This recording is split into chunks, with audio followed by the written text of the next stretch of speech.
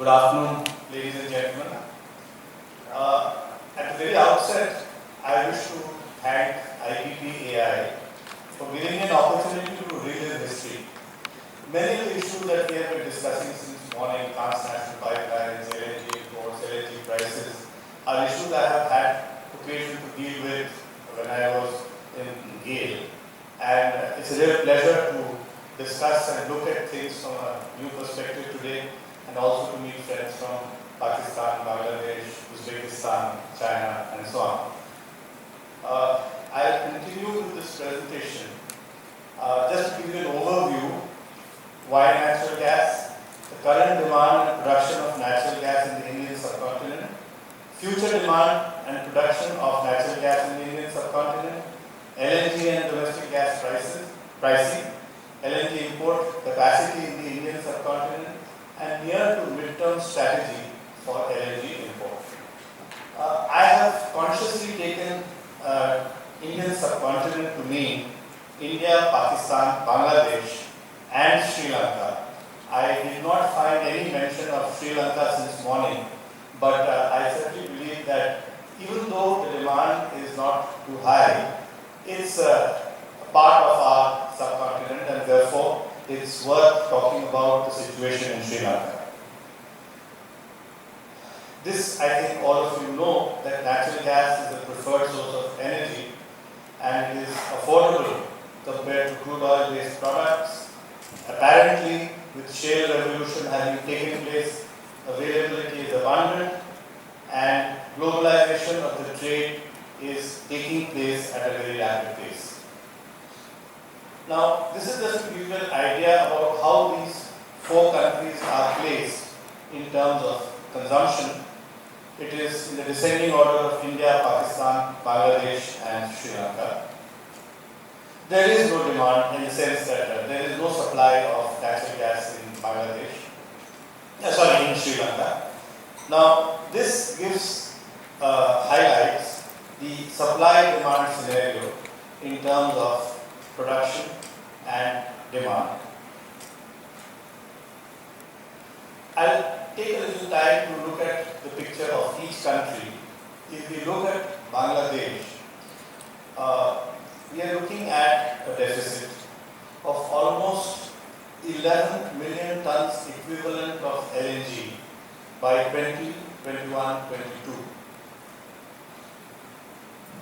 If you go to Pakistan, the gap is far wider.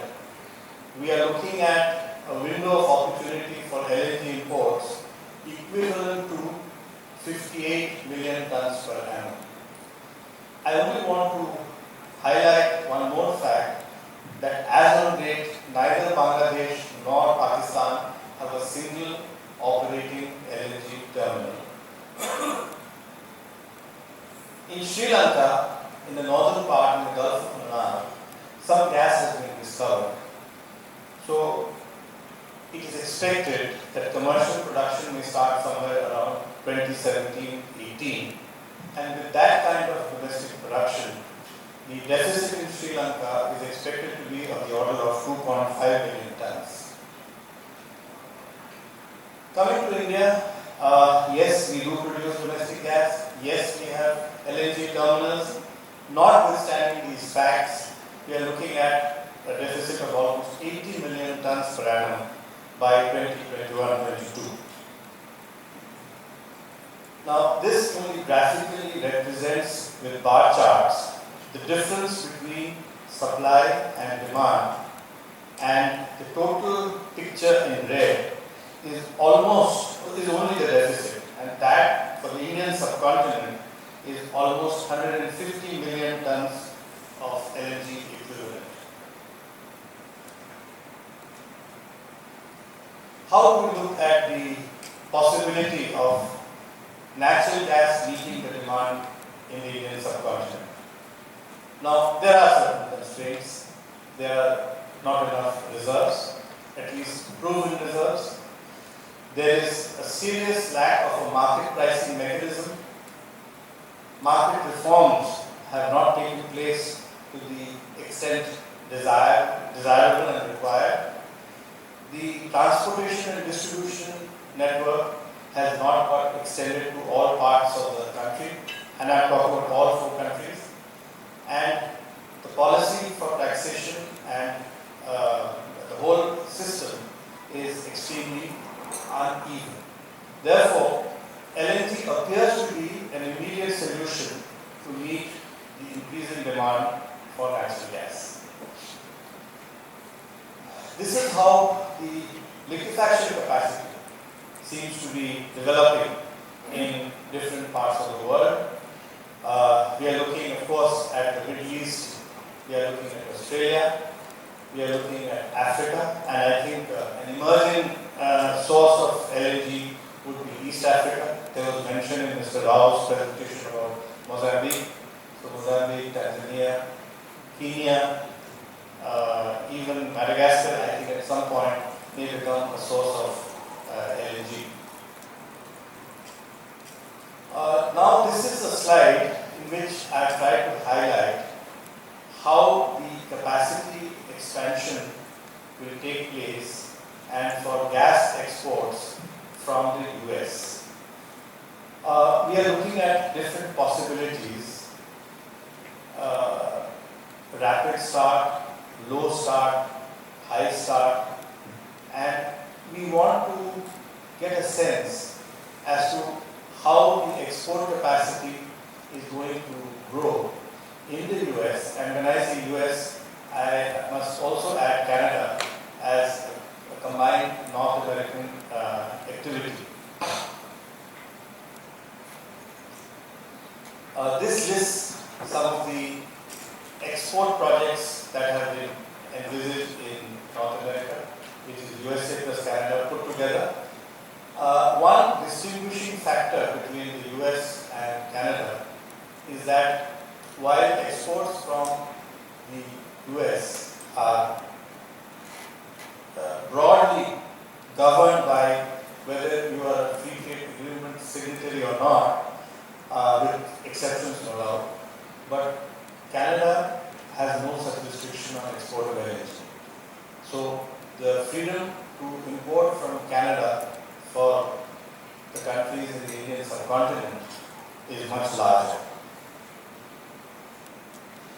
There has been a lot of talk on the arbitrage that exists between the different kinds of pricing that are there for natural gas. You have price linked to the Japanese crude basket, you have a European price, you have the national balancing point of the UK as a pricing point, you have Henry Hub as a pricing point in the US, and the Canadian price is somewhat lower than the US Henry Hub price. But what is significant in this slide is that the differential between the two is almost $11 per million BTU. Now this is a very significant arbitrage which many of us would like to take the benefit of. In fact, a whole number of Indian companies are looking seriously at importing LNG from the eastern and western parts of Canada. Eastern Canada has more logistic advantage, so Eastern Canada is also attracting a lot of attention and interest.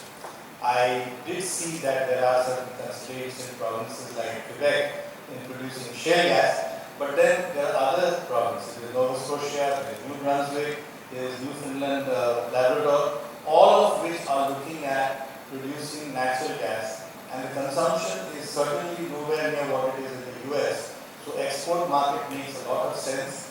I may also mention that Canada is losing almost $14 billion annually due to stoppage of exports to the US.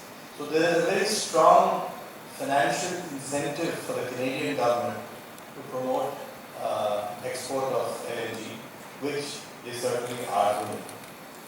Now, we have looked at what the projections are for the different price indices, and as you can see from here, at least till 2025, the price of Henry Hub, based on Henry Hub, is likely to be the lowest. This is the projection that people who have done detailed studies on this, and I think this also includes the Department of Energy in US. Coming to the Indian subcontinent, in India, if one were to look at more or less a weighted average price, it is very close to $4.2 per million BTU of energy content, and I think it's on the anvil that by 2014 this may go up to almost $8. Whereas the uniform price that we understand in Pakistan is $3.37 per million BTU, and in Bangladesh is close to $3 per million BTU. Now, if we were to look at the average delivered price of LNG to India, from Australia, based on the formula that the Australians are looking for, it comes over $17. From North America, notwithstanding the shipping distance, it should be within $10. From Qatar, which is our current supplier of LNG to India, it is $16. And if we were to get it from Russia, for example, from Sakhalin, where there are LNG liquefaction projects in which some Indian companies like OVL are involved, we expect it to be closer to $18.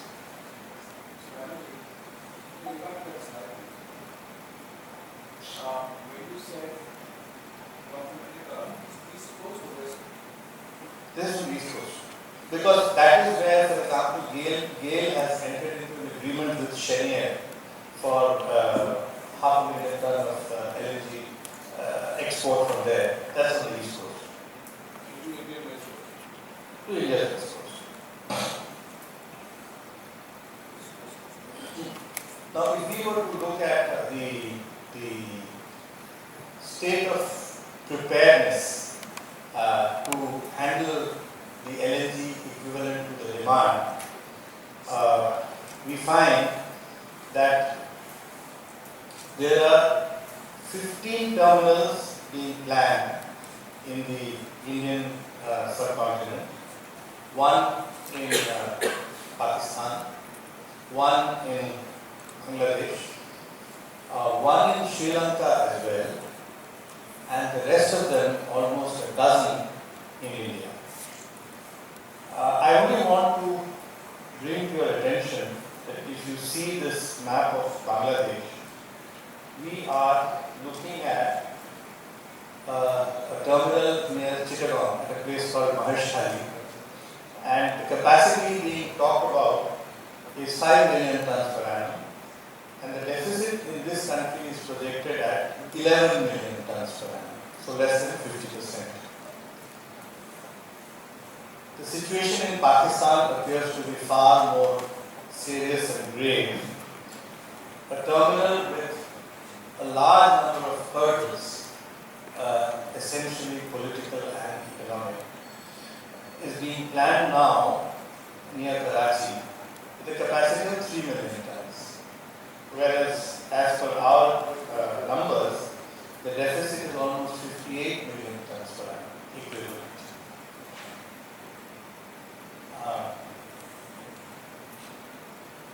Sri Lanka. Sri Lanka, as I said, is looking at a terminal of 1.7 million tons per annum. It is to be somewhere close. Yeah, please. Sorry. So, what do you think? You have shown that the average price of LNG from Qatar and other places, 15 or 16. And you have also shown that in Bangladesh, the downstream gas price is $3. So do you think that at this stage, it is the right option for Bangladesh, where you will have to buy at $15, $16 and sell it at $3, unless the domestic price is adjusted massively? May I try to answer that question in two ways. One is, what is your choice? What is the option before you? The only option you have is to use liquid fuels. And liquid fuels in terms of dollars per million BTU of energy content will be higher than the LNG price. In fact, higher than the most expensive LNG. So you will have to live without power, you will have to live without fertilizers, you will will not have gas for your whatever city gas distribution projects you have put up. So if you're willing, unless you're willing to live for that, live with that, your only option is to go for LNG. That's number one. And the second point I'd like to mention is that the days of $16 per million BTU LNG are actually waning. I think the Australians, for example, are in for huge trouble. They have 23 LNG liquefaction projects, and their aspiration, because of the multinationals who have invested in terminals there, is that they should get almost 16.5% of JCC, which they will never get. So, frankly, I strongly believe that below $10 per million BTU LNG is what all countries in the Indian subcontinent should look at and strive for.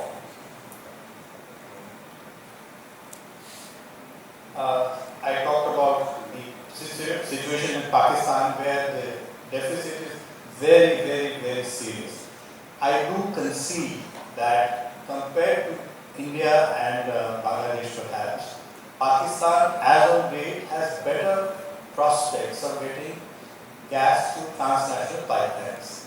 Assuming that the Iran-Pakistan pipeline takes off, assuming that the Turkmenistan-Afghanistan-Pakistan pipeline takes off, but still there is no denying the fact that there is a grave energy crisis which has to be dealt with. This gives you the history of how the LNG infrastructure development has navigated in all these countries. Sri Lanka also, while there is talk, nothing has happened on the ground. And today they are really praying for Manar gas to be produced commercially and used in Sri Lanka, but they have no grid. There is no gas grid in Sri Lanka.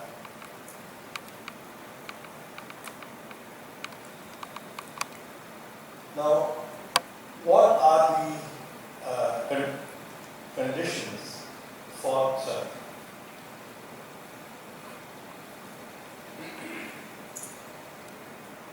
I think I'll just quickly go to what is happening in India, because in India we do have LNG terminals.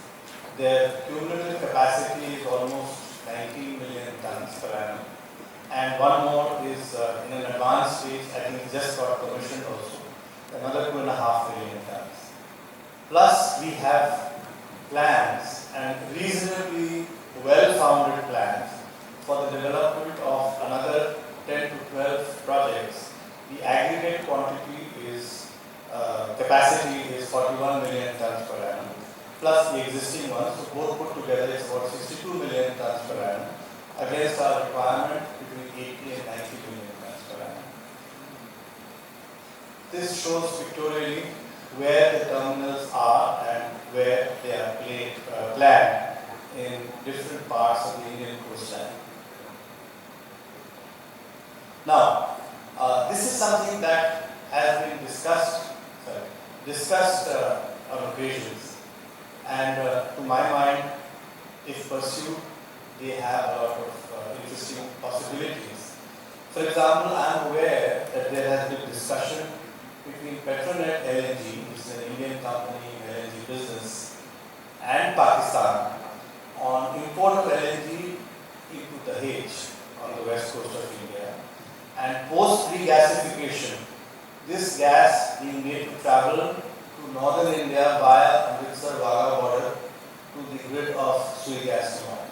Now, this has been discussed. Whether it will happen or not remains to be seen, but it's a thought that has already moved between the two countries. Similarly, I have myself submitted to the government of Bangladesh that there is a project for a liquefaction terminal in the Bay of Bengal. Now, this terminal originally is intended to cater to the demands of the eastern states of India, West Bengal, Jharkhand, Bihar, part of UP. But it will pass through Kolkata. And Kolkata is 86 kilometers from the border, that is Petropol. And from Petropol to Jessore is another 40 kilometers. So with the connect, and there is a grid, gas grid in Bangladesh passing through Jessore. So adding 126 kilometers of pipeline, which is nothing really. Bangladesh can and bring their own LNG to this infrastructure in the Bay of Bengal, get it regasified and take it via this road. It gives them, let's say, palliative for a while their own terminal can be built over a period of time. What is the time frame of this LNG? We are expecting it to be ready in 3 to 4 years. 6 million tons per annum. I also want to draw the attention of the audience to the fact that these arrangements are not new to India. I remember I used to be with Indian Oil Corporation. Maybe 30-35 years back, Nepal Oil used to import crude, and the crude was refined in the coastal refineries of India in Haldia, and the refined products were moved by road to Nepal for meeting the demand. So this kind of cooperation is not something which is never thought of.